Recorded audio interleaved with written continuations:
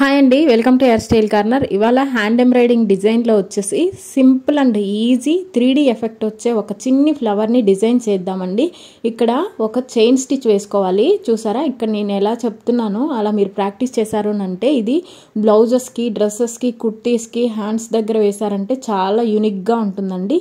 ఇలా ఒక chain stitch అనేసి వేసుకునేసి నీడిల్ ఇలా కిందకి తీసుకొని ఎక్కడైతే స్టార్ట్ చేసామో అక్కడ నీడిల్ని పైకి తీసుకొచ్చి ఈ థ్రెడ్ ఉంది కదా, ఈ థ్రెడ్ కింద ఇలా మనం ఫిల్ చేసుకుంటూ రావాలి. థ్రెడ్కి క్లాత్ టచ్ అవ్వకూడదండి. థ్రెడ్ కింద ఈ థ్రెడ్ కింద వచ్చి నీడిల్ పైకి రావాలి. ఇలా చూసారా, ఇలా రావాలన్నమాట. ఇక్కడ మనం చైన్ స్టిచ్ వేసినలా ఆ థ్రెడ్కి డౌన్ సైడ్ నీడిల్ రావాలి. నీడిల్కి ఈ థ్రెడ్ అనేది డౌన్ సైడ్ వెళ్ళాలి. నీట్గా అబ్జర్వ్ చేశారు అంటే మీకు నీట్గా అర్థం అయిపోతుందండి. మనం బటన్ హోల్ స్టిచ్ ఎలా అయితే చేస్తామో సేమ్ అలానే క్లాత్ టచ్ అవ్వకుండా స్టిచ్ చేయాలి. ఇదే స్టిచ్ని మనం బ్లౌజ్కి కాజా స్టిచ్ చేసేటప్పుడు యూస్ చేస్తాము. సేమ్ ప్యాటర్న్ ఇక్కడ కూడా యూస్ చేస్తాం. ఇక్కడ క్లాత్ టచ్ చేయకుండా ఓన్లీ థ్రెడ్కు మాత్రమే ఈ స్టిచ్ అనేది వేస్తాము. ఆల్మోస్ట్ ఇది మీకు నీట్గా అర్థమైందని అనుకుంటున్నానండి. ఇక్కడ కొద్దిగా ఫాస్ట్ మోడ్లో పెడతాను, ఎందుకంటే ఇది మొత్తం మనం స్లో మోడ్లో పెట్టాము అంటే వీడియో చాలా లెంత్ అవుతుంది.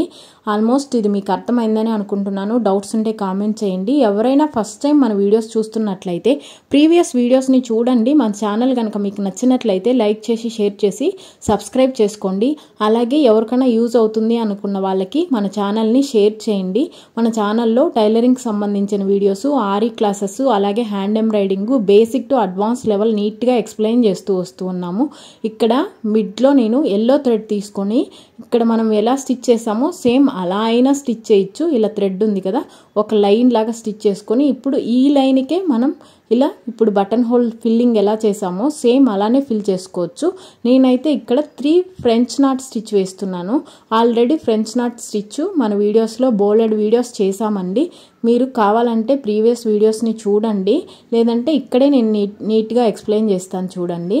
ఇప్పుడు నీడిల్ అనేది ఇలా కిందకి వెళ్ళిన తర్వాత మళ్ళీ మనం పైకి థ్రెడ్ ఇలా తీసుకొచ్చి లెఫ్ట్ హ్యాండ్తో థ్రెడ్ పట్టుకొని నీడిల్కి ఒక 4 రౌండ్స్ థ్రెడ్ని రొటేట్ చేసి నీడిల్ మళ్ళీ కిందకి వెళ్ళిపోవాలి.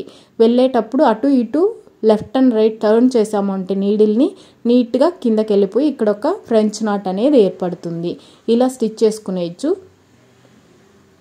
దీనినే మీరు ఇంకా డిఫరెంట్గా కూడా ట్రై చేయొచ్చండి. మీరు ప్రాక్టీస్ చేసే పైన డిపెండ్ అయి ఉంటుందన్నమాట.